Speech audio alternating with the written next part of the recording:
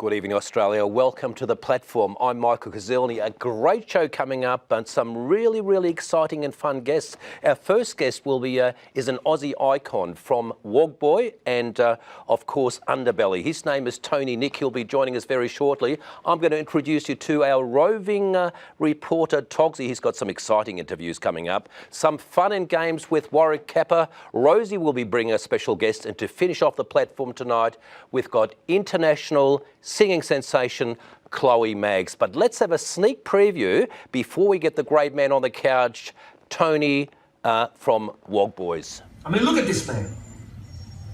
He sacrificed his health for the service of this country, and you cut off his disability pension. I am disgusted. What sacrifice to the country? He was a waiter. Yeah, but what a waiter. When somebody ordered a cafe latte, his motto was, better sooner than latte. And so as part of your recuperation, your doctor recommended a trip to Greece. I needed the sun. Hey, he needed the sun. And obviously the exercise. Someone kicked the ball up the tree, and we were having a barbecue, and someone had to bring the goat, a big goat. That's my mother, my sister, and my sister's sister. Mr. Papadopoulos, would you like to see the rest of the photos that we took of you and your relatives on that night?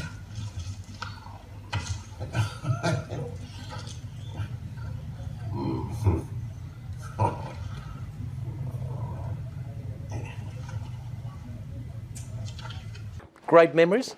From Wogboy, yeah, fantastic memories. It was a fun comedy to do. Everyone was a lot of fun, a lot of larrikins on set. How did a bloke who grew up in the western suburbs all of a sudden become a superstar movie actor? How did that, tell me about the story. Well, look, it was, drama was something that I enjoyed in high school. I had a choice. Which high school? Ardoch Secondary back then. Where was that? Eastern Kilda. Oh, you're down that way. Yeah, so I had a choice. Do I go, I wanted to be a chef, but I decided I'd What did Mum and Dad do? Dad was at Telecom. Back then I think it was called PMG. And Mum, nothing. No, she didn't work. She was a good Greek house mum, lots of cooking and stuff. So you weren't one of those NIDA graduates, you... No. Yeah, I went from high school, I went into Paran, into a place called Rusden, which was one of Victoria's better courses there, in line with VCA. And then I lectured there, and I was a producer and director. And then, I was off to Greece. I won a travel award to go and work with the National Theatre Company, but came back to do a film called Head On with Anna Kokinos directing and Alex Demetriadis. And then that sort of got the acting bug going again. And so Tony, from there it sort of went, Born and raised in Melbourne?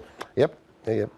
Greek background? Both parents are from Greece, came out as young teenagers, met each other, fell in love. And No bullying at school in those days? Oh, yeah. You weren't called a wog, like I was? Look, I was, but grew up with 4 brothers.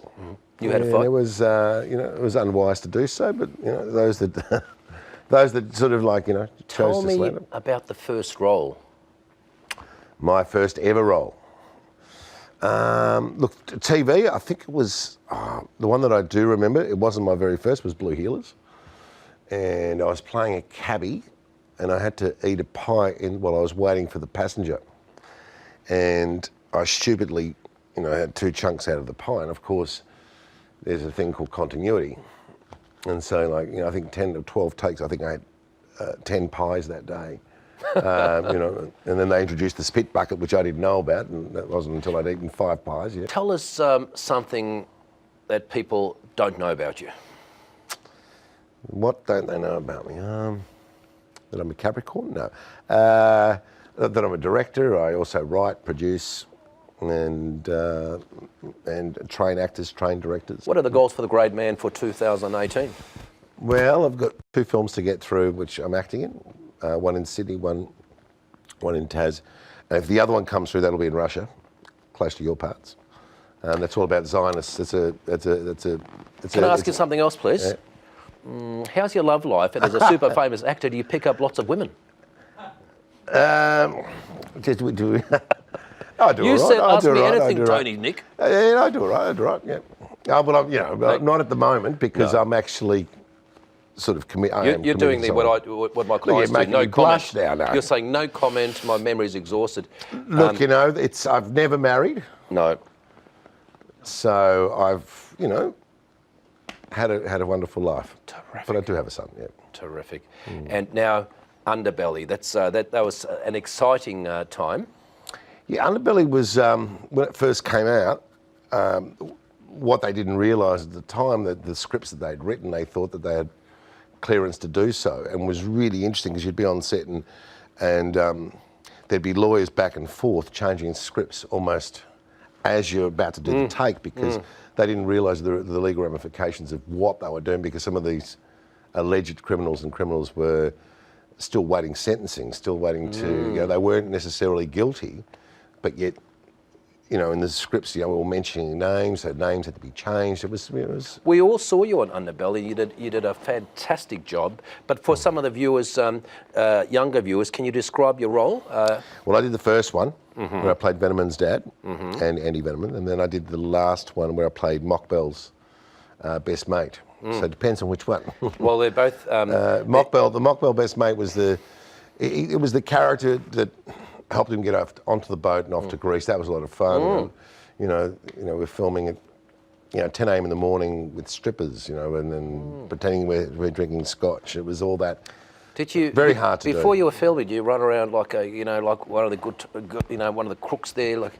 What? When you play a role, you get into that sort of mindset. Some people stay there for a while. Did you? Were you a tough guy after you finish? Or did you go back to your kind-hearted? No, as an actor, you sort of like, as you get along, you realise, okay, so it's work. So for me, it's easy to switch it on and switch it off. But there were times, when I was younger, sort of going through that you didn't realise, I'm still in character. Like I need to get out of it. Tony, Nick, let's have a quick look at the film clip from Underbelly. Cool. Hey, back to work. Yeah. Now what time is over? Depends on what's going on.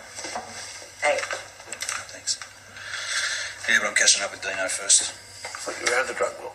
I am, but we're still mates. Oh, PK and Dino. Yeah, it's not like the old days.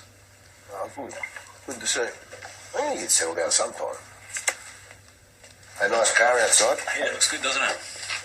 Take care of it. Yeah. If they trust you, look after Dad, it. I do, all right? You home for tea? No, actually, I'm not late again. There's something in the fridge for me? Yeah, just so long as you promise me it'll get eaten, okay? Okay, Mama, promise. Yeah. Yeah, buddy, I'll be there soon. Tough guys, Tony. Tough guy. Yeah, look, Damien Walsh-Hulling, who plays Veneman, was someone I've known since he was 18, and even taught him at college for a year, and he's a lovely guy, and he, he's someone that really got into the role of playing Veneman, where it's like his preparation each day, just to see, acting's not all glamorous, just to get all those tats on. I think he was in like 2 hours before everyone else. When you were filming, did you sort of go out as a group and go out sometimes for dinner or something, count a meal, and a couple of beers, and did people then look at you, go, tough guys? No, they'd say, oh, there's those actors. Yeah? It's funny because sometimes when people recognise, like if they recognise me and they sort of recognise me from something, they're either too afraid to come up and talk to me, or they'll just come and barge in your face and take selfies or take photos. You get one of the two reactions, or you can see them staring and talking and so forth. So, but it's. And to get into that role, Tony, did you study much about the character, or? Look, my philosophy or approach in acting is I teach it as well. So I've got my own way in. Technique. So look, I want to know about the backstory of the character and get an understanding of what sort of person they are. But at the end of the day, once you've got the story inside, it's very much about being impulsive and instinctual in the scene. So you're working with the people in the room with you and reacting off them, rather than getting into my own little world and just doing my own performance. It's not. I don't see that as interesting acting. So. And Tony, do you prefer acting or being behind the scenes and producing, now that you've got all this experience over the last 35 years? Do you know, I do like the directing side, and I do. It's equal, the directing and the acting. When I'm working with let's say a frustrating director, I prefer the directing side, and You know, because you sort of, you know, you can't help but see the way you want something to go, and you sort of get frustrated. But, you know, they're equal, so it'd be balanced. So, but I love working with, you know, emerging people as well, like you know, directing the stuff at VCA with the graduates there and working on their show reels. With your years of experience. Tony Dick, once again, thank you for coming on the platform. We'll have you on very shortly after your next movie, but thanks very much. And thank you very much for watching. Coming up next, the great man Warwick Kappa with Warwick's World.